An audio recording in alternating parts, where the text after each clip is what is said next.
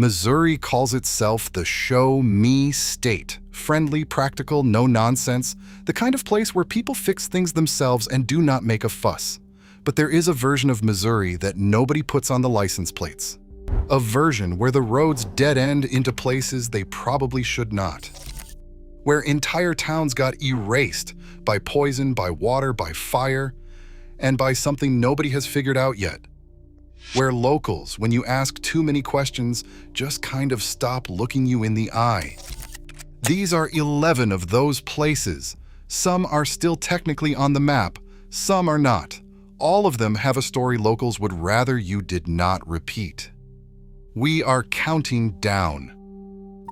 Number 11, Noster. The name alone should give you pause. Noster sits right up against Whiteman Air Force Base in west central Missouri, which means on any given night, the sky overhead is full of B-2 stealth bombers flying drills you are not supposed to ask about. That part is officially weird, and the locals are used to it. What they are less used to talking about is the hill. The story goes back to the 1800s. A hermit lived up there, reclusive and hostile, the kind of neighbor who had a look that made people cross the street. He kept one enslaved man who ran his errands in town, and by all accounts, that man was the only reason anyone in Noster had a kind word for the hill at all. Then one summer, the man stopped appearing. The hermit started doing his own errands, and when anyone asked where his enslaved man had gone, he stormed off without a word. A few days later, a storm rolled in. Witnesses on the street below watched a lantern move slowly up the hillside in the dark, just before lightning struck. The next morning, a group of townspeople climbed the hill and found the hermit dead, his face frozen in what they described as terror. That was well over 100 years ago. The lantern still gets seen on stormy nights. Is it nonsense? Probably, but Noster is a town where nobody particularly wants to hike that hill after dark, and the B-2 planes overhead give everything a baseline level of unease that makes it easy to believe something up there does not want company. Potosi is named after the Bolivian mining city once considered the richest place on Earth. Moses Austin, the American land developer and lead magnate who essentially built this town in 1798, had ambitions to match. What he built, and what Potosi became, was the beating heart of Missouri's old lead belt, a region that produced roughly 80% of all lead mined in the United States. Millions of tons of it, over 2 centuries, were clawed out of the Ozark Hills by men who breathed the dust and drank the groundwater, and mostly did not ask what it was doing to them. What makes Potosi creepy in the present tense is what you are standing on when you walk through it. The city park in downtown Potosi sits on top of a former smelter site with elevated lead levels. The Public Housing Authority was built on mine waste. Hand-dug mine pits still sit adjacent to residential neighborhoods. The EPA put Potosi on its Superfund National Priorities list in 2008. And cleanup crews spent years excavating contaminated soil from residential yards, soil that children had been playing in. The mining ended. The poison did not leave when the miners did. Potosi is also home to a correctional center that housed Missouri's death row until 2005 and conducted 61 executions in that span. There is a cemetery on West Breton Street containing the tomb of Moses Austin himself, the man who named this place after a city famous for killing 8 million people in its mines. He probably thought that was aspirational. Number 9, Arcadia. Tucked into the St. Francois Mountains in the southeastern corner of Missouri, Arcadia looks like it was painted to illustrate the word sleepy. Victorian storefronts, a main street that rolls uphill into the trees. A general stillness that feels less like peace and more like holding its breath. Arcadia Academy started as a Methodist high school in 1864, then it became a convent.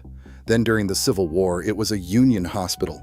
Then a girls' boarding school, decades of layers, teenagers, nuns, and soldiers, patients, stacked inside the same stone walls. The building sat empty for years. Attempts to revive it as a bed and breakfast produced reports that made guests reluctant to return.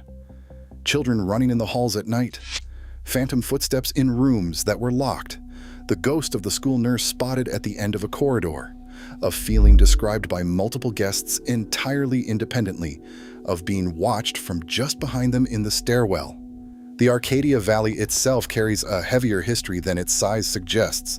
The Civil War carved through here with particular viciousness, irregular guerrilla warfare, neighbor against neighbor, the kind of violence that does not get monuments. Some of that, people around here will tell you, does not dissipate. It just thins out and soaks into the stone. Number 8. Caledonia. Caledonia is a 19th century village, frozen in time. Caledonia sits in Washington County, less than 10 miles from Potosi, which tells you something about what this corner of Missouri was built for.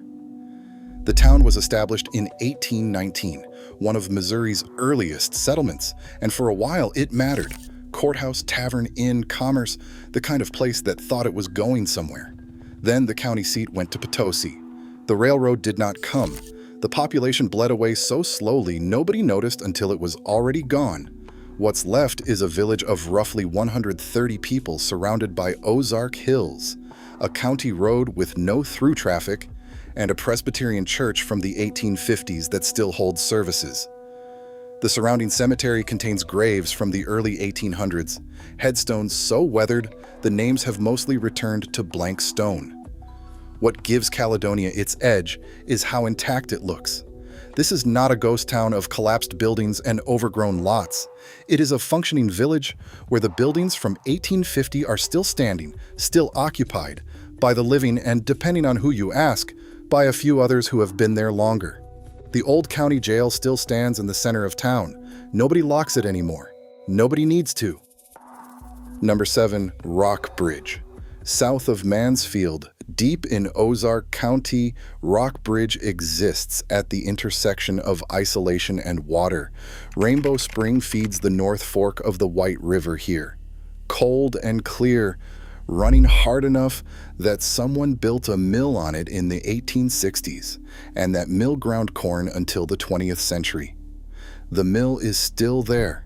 The mill pond is still there, and on overcast mornings the water is a shade of dark green that does not photograph right. The surrounding hills are dense cedar and oak, the kind of forest that closes behind you when you walk into it. What gives Rockbridge its particular atmosphere is that it has never been a thriving town, and it never quite became a ghost town either. It hovers. A handful of residents, a trout farm that operates seasonally, an old grist mill that creaks and groans in the wind when no one's touching it. The Ozarks around here have a way of making you feel outnumbered. The tree coverage is so complete that even in midday, there are stretches of road where the light goes sideways. Locals from the larger towns nearby do not come here without reason. Number 6. Hornet. West of Joplin, near the Oklahoma state line, there used to be a town called Hornet. The post office opened in 1882. It closed in 1902. There is no official population for Hornet now because there is no official Hornet. Most maps do not include it. The local country store that gave it its name, reportedly as busy as a hornet's nest in summer, is long gone. What stayed is the light. The Hornet Spook Light, also called the Joplin Spook Light, the Devil's Promenade, or the Tri-State Spook Light, has been appearing along a 4-mile stretch of gravel road at the Missouri-Oklahoma line since at least 1881. It appears as an orange ball of fire, baseball to washtub size depending on who is watching, moving east to west along the road, hovering over the tree line, entering cars, splitting into multiple orbs, rising, disappearing, and reappearing behind you. The U.S. Army Corps of Engineers investigated it in 1946 and officially declared it a mysterious light of unknown origin. They packed up and left. The light stayed. Current theories include refracted headlights, subterranean methane, piezoelectric discharge from quartz deposits underground, and the spirit of a Quapaw couple who leapt from a cliff into Spring River rather than be separated by their tribe. The oldest legends trace it to the Trail of Tears in 1836. Locals from Joplin have been driving out here as a rite of passage for generations. Some nights it comes, some nights it does not.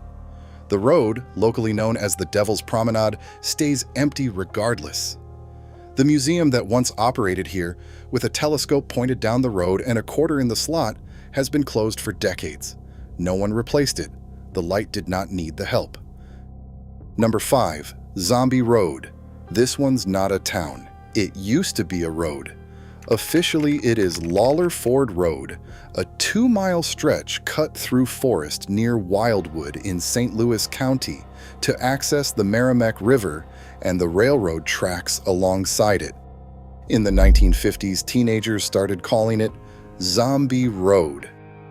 Nobody fully agrees on why. The road has been closed to vehicles for decades. It's now maintained as a hiking trail through a state park, which is a very polite way of managing the fact that generations of St. Louis teenagers had turned it into a legend so persistent that the county couldn't stop people from coming.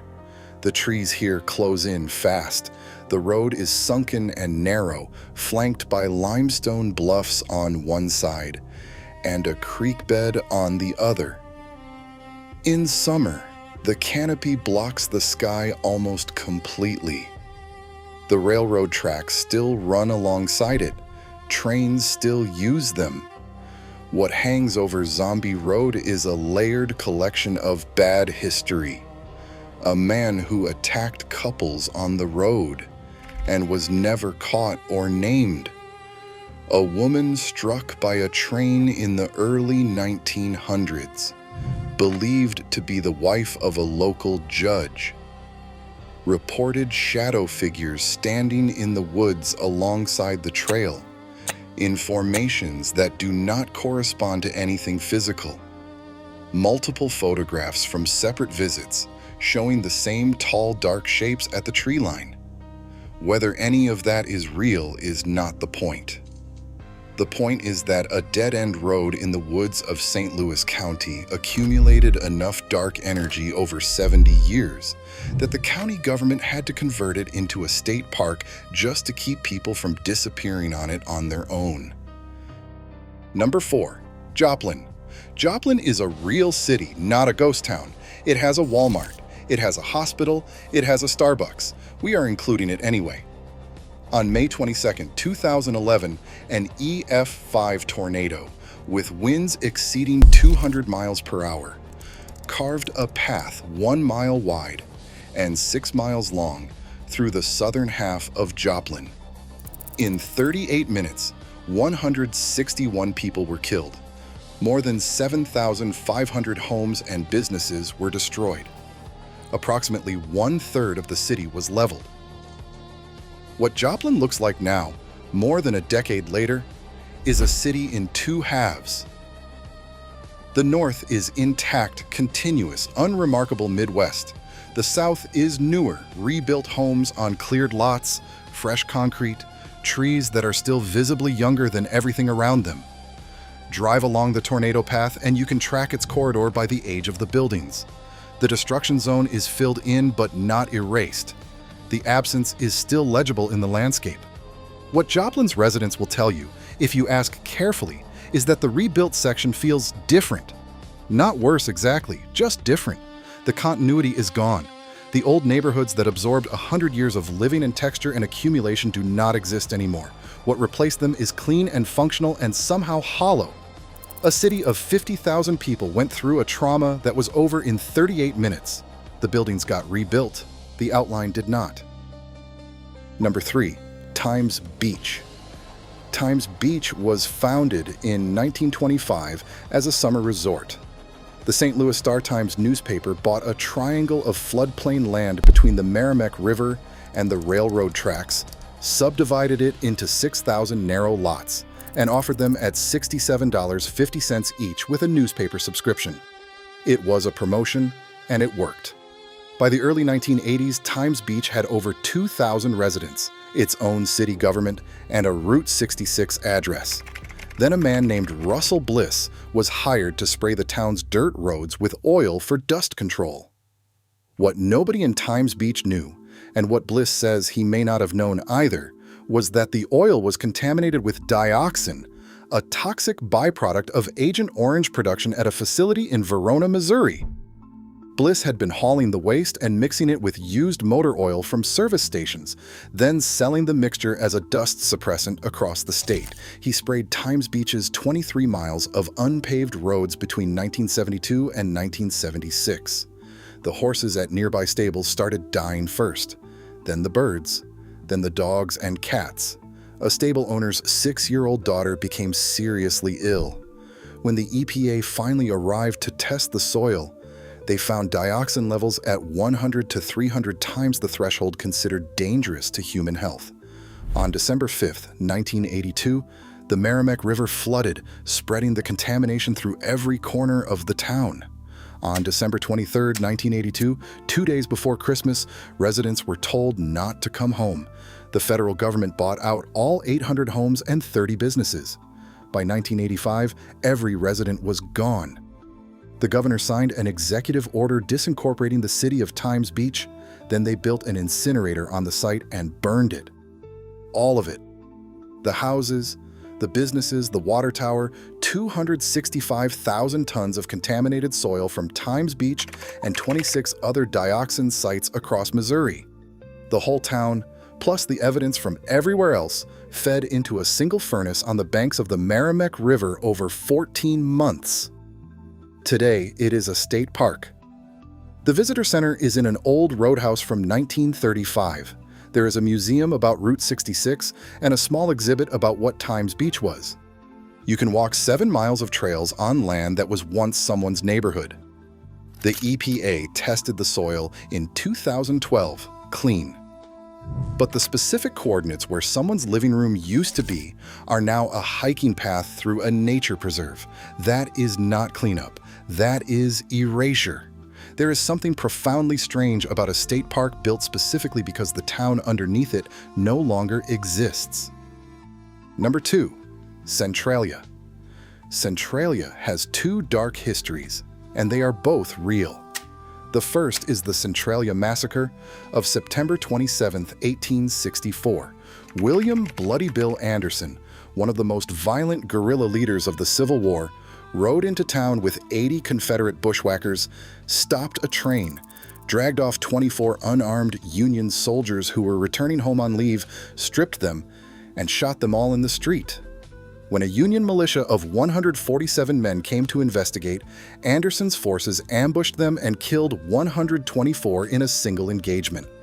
It remains one of the deadliest single-day events on Missouri soil. Anderson himself was killed 6 weeks later. His head was cut off and mounted on a telegraph pole. The second dark history is the railroad. Centralla built itself as a rail hub. The rail industry contracted and the jobs evaporated. Downtown today is a main street with more empty storefronts than occupied ones, and historic buildings still stand, but the energy has gone out of them.